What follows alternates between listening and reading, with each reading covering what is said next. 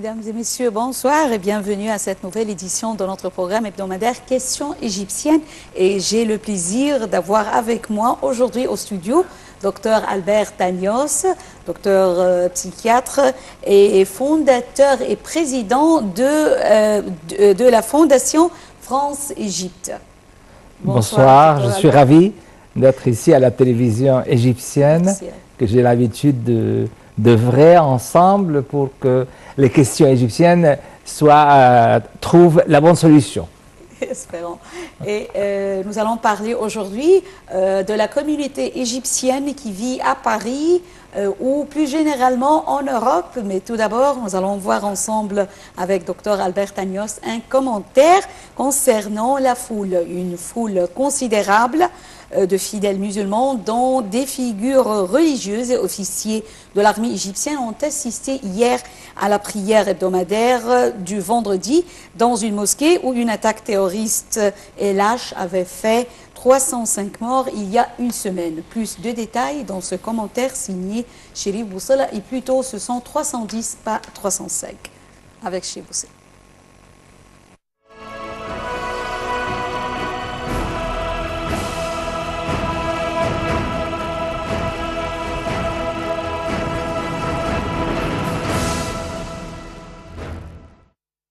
Le grand imam d'Al-Azhar, Ahmed Al-Tayyib, le mufti de la République, Dr Chawi Alem, le ministre des WAC, Dr Mohamed Mokhtar Gouma, ainsi que des officiers de l'armée égyptienne ont assisté vendredi dernier à la prière hebdomadaire dans la mosquée d'Ar-Rawda, au nord du Sinaï. Cet événement survient une semaine après l'attaque la plus meurtrière de l'histoire récente de l'Égypte qui a fait 305 morts dans cette mosquée. Lors d'un discours, Dr Al-Tayyib a affirmé que l'Égypte, avec toute son histoire et son peuple, est capable à surmonter cette période difficile et à vaincre le terrorisme. De son côté, le ministre des Waqf, qui avait plutôt annoncé la restauration de la mosquée Rawda, a affirmé que leur participation à la prière de vendredi reflète la solidarité du ministère avec les citoyens du village face au terrorisme. Dieu a voulu vous prendre des martyrs. Pourquoi? Car Dieu vous aime, dit Abdel Fattah El-Aweri, recteur de la faculté de théologie à l'université d'Al-Azhar, dans son sermon devant les fidèles en tentant de consoler les familles des victimes. Une semaine après le carnage de la mosquée Rawda, bondée à l'heure de la grande prière hebdomadaire, l'attaque n'a toujours pas été revendiquée. Suite à ce massacre, le président Abdel Fattah el-Sisi avait aussitôt affirmé que les forces armées et la police allaient venger les martyrs et ramener la sécurité et la stabilité avec force très prochainement. Mercredi, lors de son discours à l'occasion de la fête marquant la naissance du prophète Mohammed, el-Sisi avait chargé le chef de l'état-major de restaurer la sécurité et la stabilité dans le Sinaï en coopération avec le ministère de l'Intérieur dans un délai de 3 mois.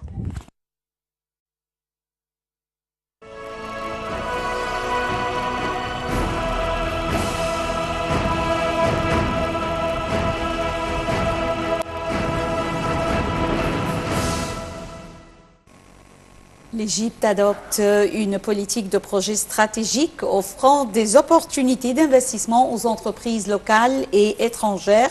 Nous allons discuter des facteurs qui font de l'Égypte une destination très attirante pour les investissements et pour les investisseurs étrangers. Nous allons également savoir si l'image de l'Égypte est bien reflétée en France ou en Europe avec Dr Albert Tagnos, psychiatre dans la faculté de médecine à Paris et président et fondateur de l'association de la Fondation Égypte-France.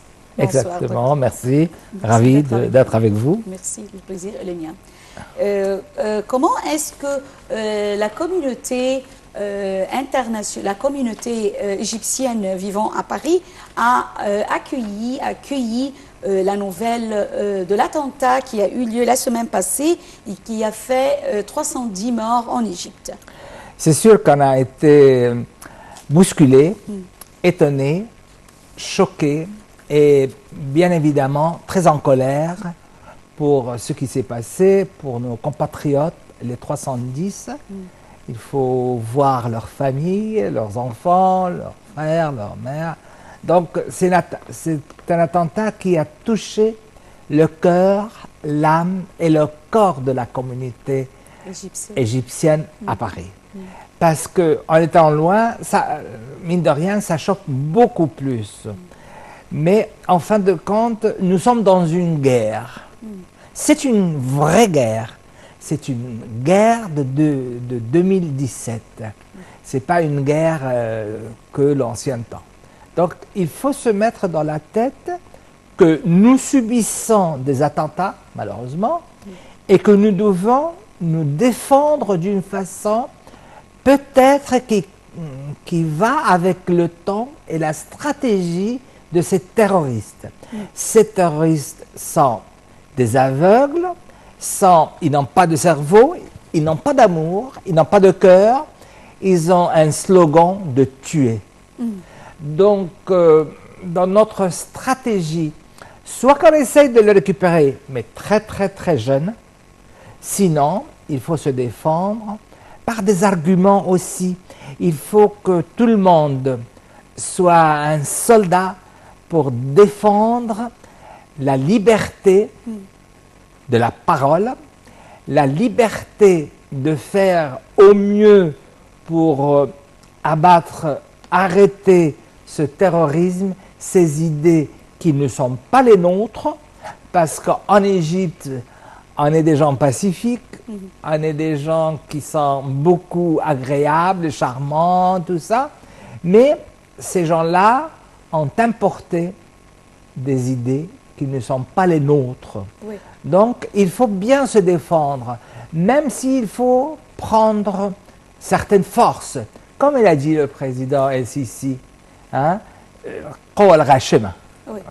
C'est pareil, il faut plus se laisser aller. Il ne faut pas se laisser faire sans rien faire. Je pense qu'il faut faire avec force, avec un but de ne pas laisser la liberté à ces gens-là pour qu'ils puissent nous épuiser et nous détruire notre chère civilisation, nos hommes, nos femmes, nos enfants. On ne peut pas se laisser dire « Oh, ils sont un peu une bande de terroristes ». Non, non, non. C'est une guerre idéologique. C'est une guerre d'idées que certains ont subi et subissent encore dans cette génération, et qu'il est temps de réveiller ceux qui se laissent entraîner par le côté mielleux, oui, on va s'arranger, tout ça. Non, non, non. Maintenant, on est vraiment, le président a eu les mots pour dire qu'on ne peut plus laisser faire, qu'il faut être vraiment et ferme et rigoureux et ne pas lâcher une seule seconde parce que sinon ils vont nous prendre comme des faibles, pas comme des démocrates, mais comme des faibles. Et ça, c'est la différence. Il y a une ligne de démarcation qui dit ça c'est accepté et ça c'est plus accepté. Si nous avons accepté à un moment donné, il est temps de dire non, la fermeté, et c'est la fermeté qui doit gagner. C'est être dans la rigueur, c'est être dans la force. On ne peut plus accepter la faiblesse de dire ça va s'arranger, tout ça. Non, ce temps-là est terminé et on ne peut plus accepter aucune concession pour ceux qui veulent détruire notre civilisation, nos enfants, nos femmes. On ne peut plus accepter. C'est inacceptable. Je pense aussi parce que ces attentats ont eu lieu à cause aussi de la participation de plusieurs pays. Donc c'est un plan, on peut dire, international ou mondial, puisqu'il y a de la fondation, je m'excuse, le financement de ces actes terroristes par certains pays. Fait par certains pays, exactement. Ouais. Comme vous l'avez dit, c'est la guerre. C'est exact, parce que c'est l'argent qui fait la guerre. Oui, c'est l'argent qui fait la guerre. Donc sans argent, ils ne peuvent pas, ces bandits de terroristes ne peuvent plus prendre place. Mais c'est l'argent de certains pays, qui sont très connus, et qui a fait de faire pousser dans la tête de ces gens-là, c'est la lavage du cerveau pour dire que, voilà... le terrorisme va gagner, on va gagner. Non, je pense qu'il faut s'adresser aux jeunes, mais d'une façon il faut gagner les jeunes avec nous, avec ceux qui ont opté pour la liberté, ceux qui ont opté pour la démocratie, ceux qui ont opté pour la liberté. Il faut faire de nos jeunes maintenant des soldats pour nous défendre. Oui. Il faut que toutes les universitaires, moi j'appelle à tous les jeunes dans toutes les universités égyptiennes et à tous les jeunes qui sont à l'étranger, mes compatriotes, soit en France, soit en Europe, soit en Occident, aux États-Unis. Moi je les appelle à une vigilance très importante, sobre, mais quand même dans leur tête qu'il y a des gens qui nous veulent du mal, qu'il y a des gens qui ne supportent pas que l'Égypte, avec sa civilisation de 6000 ans de civilisation, reste toujours le premier pays qui maintient, qui garde ce phare, cette lumière de la civilisation. Oui. Docteur Tanios, quelle était la réaction des Français, même pas de la communauté égyptienne, des Français envers cet acte lâche? Et est-ce qu'il y a une différence entre cette réaction et celle faite après les attentats qui ont eu lieu en France? Écoutez, les Français ont eu un choc. Oui. Ils ont été choqués. D'abord en voyant la quantité des gens qui sont décédés. Et ils ont vu les scènes terroristes. Donc, et puis beaucoup de tristesse. Parce que voir des gens comme ça, des cadavres par terre, tout ça, c'est une profonde... Et vous savez, les Français surtout sont des gens très sensibles. Ce sont des gens qui aiment beaucoup l'Égypte. Oui. Le mot égyptomane n'est pas par hasard. Oui. C'est que vraiment, c'est un peuple qui aime et qui veut aider. Oui, le lendemain, le président Emmanuel Macron a dit être disponible d'aider contre la lutte contre le terrorisme, la France reste à côté de l'Égypte. Et il y a un partenariat depuis longtemps avec la France, entre l'Égypte. Et ils ont été le symbole de la France, qui est la Tour Eiffel. Oui, c'est un grand symbole. Oui, bien sûr. Et c'est un événement exceptionnel pour dire, voilà, on est triste et on est avec vous. Et notre symbole va être éteint pendant la soirée pour dire qu'on est triste au fond de nous, qu'on est vraiment sincère, que nous avons perdu peut-être des amis qui sont décédés de la France, mais peut-être aussi des gens qui allaient pour prier dans une mosquée. Il ne faut pas oublier ça. Paisiblement. Paisiblement, qui sont allés pour faire leur prière. Et il y a des assassins de la liberté qui vont jusqu'à les mitrailler à l'intérieur de la mosquée. Ça, c'est c'est atroce. C'est atroce. Des gens qui vont pour prier et d'autres qui vont les assassiner, les mitrailler. Donc, ils ont quand même senti que qu'est-ce qu'ils ont fait, les gens qui vont prier pour qu'ils soient assassinés de cette façon? C'est leur question, les Français. Mais les pauvres, ils sont allés pour prier, on les tue comme ça. Je pense que ça a multiplié beaucoup leur angoisse, leur peur, leur amertume de voir que ces gens-là sont allés pour prier et ils ont été assassinés dans leur mosquée. Et ça, c'est grave pour nous, c'est grave pour les Français qui ont vu cet incident. Docteur Tanios, changeons un peu de sujet avec les fêtes, puisque nous étions en train de fêter le Moulid Nabawi. Oui. Bonne fête à tous mes amis musulmans pour la fête de Moulid Nabawi. Je leur adresse tous mes vœux. Et Noël aussi. Et Noël qui va venir. Qui va venir prochainement. Pareil. Oui. Alors, comment la communauté égyptienne vivant à Paris ou en France ou à l'étranger célèbre-t-elle ces fêtes religieuses, soit le Moulid Nabawi, Noël, n'importe quelle fête? Écoutez, le mois de décembre, apparemment, c'est un bon mois où on fête ensemble. Vous savez, moi j'ai mes amis qui viennent à Noël fêter tous les fêtes chez moi. Oui. Et moi, quand ils ont leurs fêtes, on va tous, une grande communauté, ensemble. Il y a un genre de fusion, il y a une harmonie.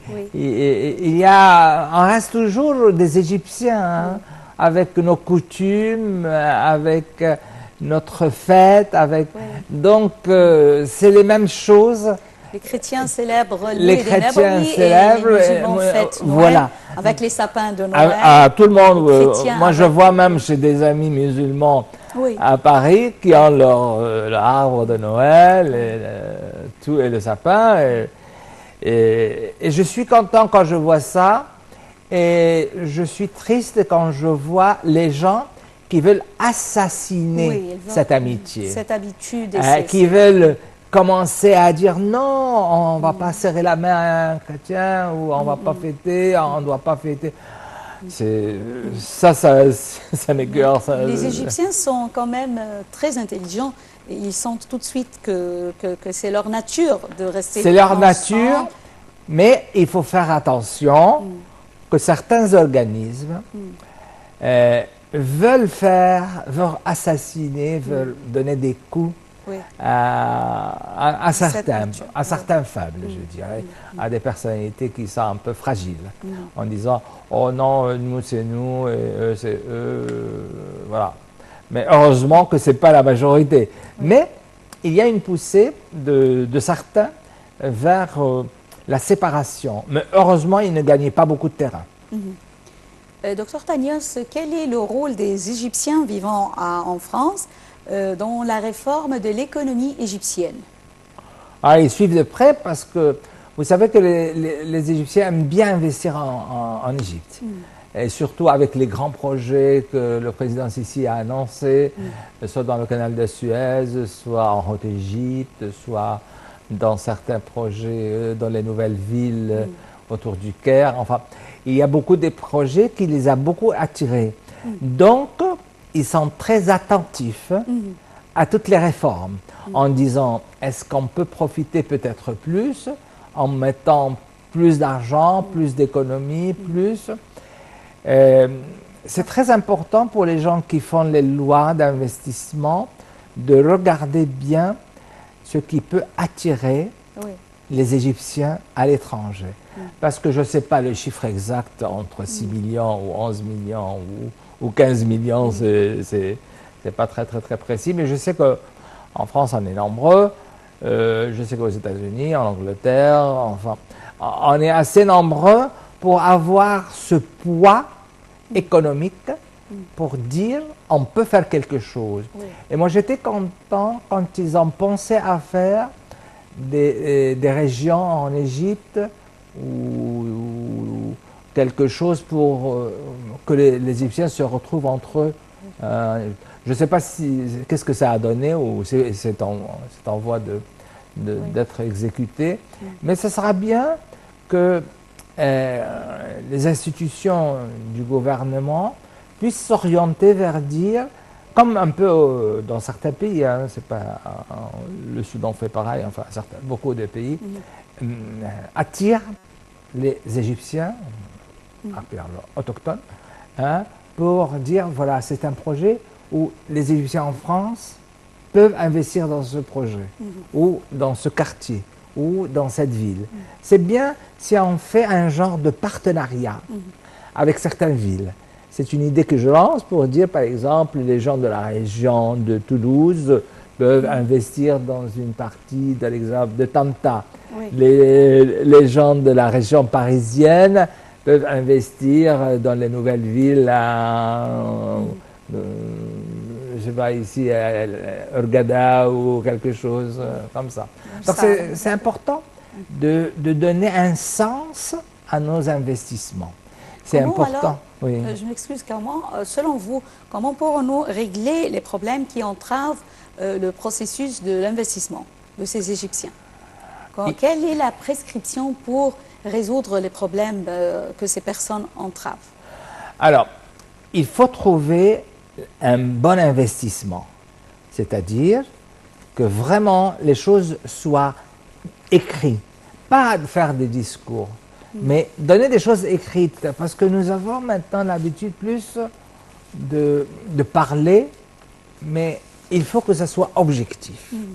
C'est-à-dire, voilà, c'est précis, c'est un projet, par exemple à Rehab ou dans les banlieues, on va construire une cité pour les étrangers vivant dans la banlieue de Lyon qui peuvent venir s'investir avec des usines, avec des maisons, avec leurs jardins, avec leur... Voilà, quelque chose qui soit... Il faut que ce soit de plus en plus précis. Précis. Oui. C'est ce qui nous manque. Et puis la transmission. Il faut qu'il y ait une communication soit... mais pas pour des gens qui veulent juste profiter et partir. Non, il faut que ce soit à long terme, pas uniquement un petit projet et puis qui disparaît après. Non, non. C'est-à-dire nous avons l'expérience dans les années précédentes, des gens qui proclament, connaissent des Égyptiens à l'étranger, nous donner ça, ils ont pris ça pour eux et puis c'est fini. Ils n'ont jamais partagé. Donc, il faut que ça soit structuré et précis. En même temps. Oui. Voilà. Docteur Albert Tanios, psychiatre à l'Université de Paris en France. Et nous vous remercions infiniment d'être avec nous aujourd'hui et de nous avoir donné une bonne idée des Égyptiens vivant à Paris. Merci, je suis ravi d'être d'abord en Égypte avec vous et à la télévision, notre maison de beaucoup de monde, et je suis ravi de cette rencontre. Merci à vous. C'est bien. Mesdames et messieurs, nous parvenons au terme de cette édition de questions égyptiennes et rendez-vous la semaine prochaine avec une autre question égyptienne et je vous souhaite toutes et tous une très joyeuse fête des Moulid el-Nabawi. Merci et bonne soirée.